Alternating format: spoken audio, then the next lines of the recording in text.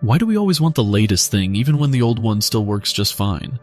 Think about it. The phone in your pocket makes calls, sends messages, streams videos. It does everything you really need it to do. And yet, the moment a newer version drops, people line up around the block, wallets open, ready to replace something that isn't broken. The same thing happens with cars, fashion, even relationships and ideas. We throw away what still works just because something shinier appears in front of us. But here's the deeper question. Why? Is it because we're genuinely improving our lives? Or is it because something inside us is never satisfied? This hunger for the new isn't just a modern problem. It stretches all the way back to ancient times. Kings built bigger palaces. Philosophers sought new ideas. Explorers pushed further into the unknown. It's as if we're wired to chase what we don't yet have. And maybe that's the real mystery. If the old is reliable and proven, why does the new feel irresistible? Is it progress? Is it survival? Or is it just another trick of the mind? Today, we're diving into the philosophy behind our obsession with novelty, and the surprising truth about why humans can't stop chasing it. Chasing the new isn't something we invented with smartphones and fast fashion. It's been with us since the earliest civilizations. The Romans were notorious for their love of luxuries, importing silks from China, spices from India, and constantly demanding newer, grander spectacles in their arenas. The Greeks weren't much different. Their thinkers pushed for new ideas, new philosophies, always searching for fresh ways to explain life.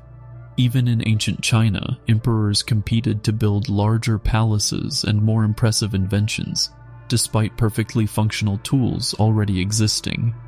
Old methods worked, old traditions had value, but across cultures, leaders and everyday people alike felt drawn toward novelty, convinced that bigger, newer, or different meant better.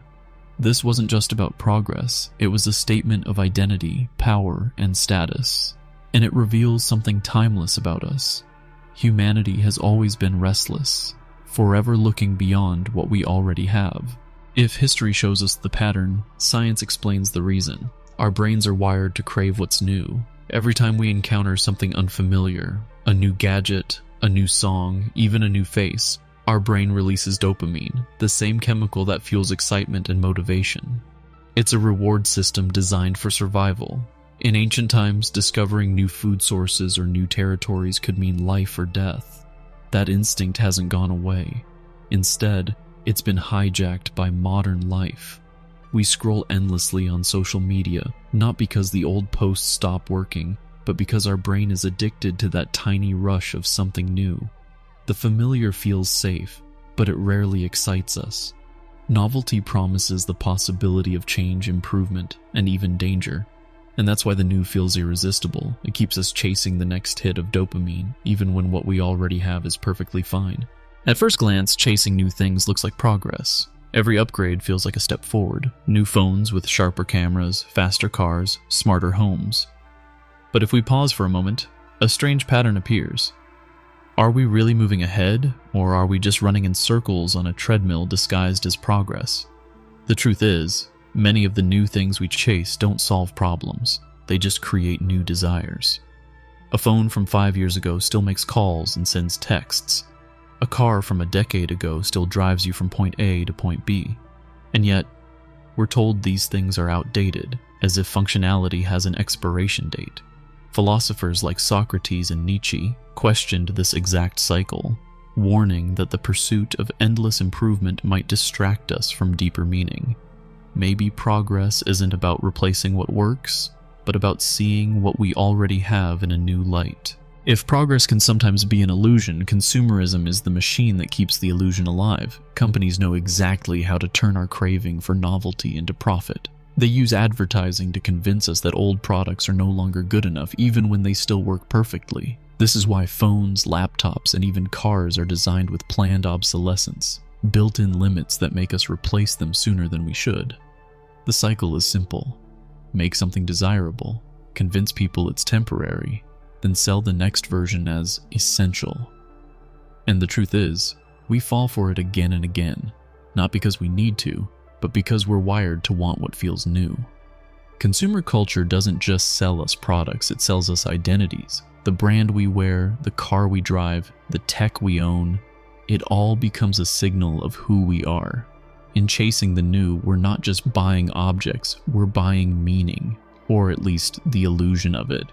Of course, not every chase for the new is meaningless. Sometimes novelty isn't just a distraction, it's survival. Humanity has always advanced by reaching for something better. Fire wasn't just a discovery, it was a revolution. Farming wasn't just new, it transformed scattered tribes into civilizations. Vaccines, electricity, the internet, each invention reshaped what it meant to live and thrive. In these moments, chasing the new wasn't about vanity, but survival and progress. Without this drive, we would still be hunting in caves and fearing the dark. The danger comes not from seeking the new, but from confusing survival with desire. When innovation answers a real need, it elevates humanity.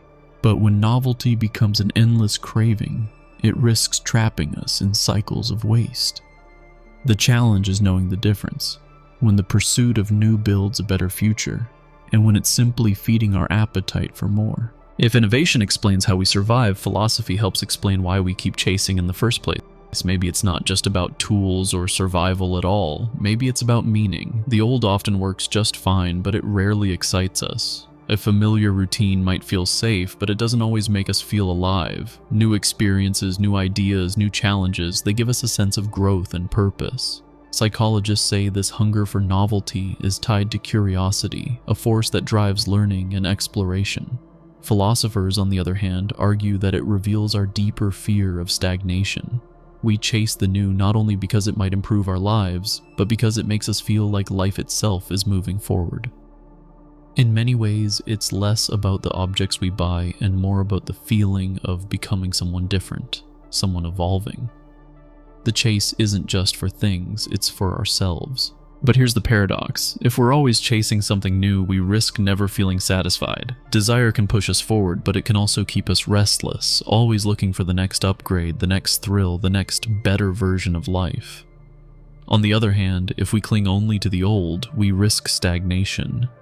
We may miss out on discoveries, growth, and opportunities that could transform our lives for the better. This tension between contentment and desire has been a central theme in philosophy for centuries. Eastern traditions like Buddhism and Taoism warn against attachment to desire, teaching that peace comes from stillness and acceptance. Yet Western thinkers often highlight the importance of striving, of moving forward. The truth is, both paths carry wisdom. We need desire to evolve, but contentment to stay grounded. The challenge is finding balance, knowing when to chase and when to simply be still.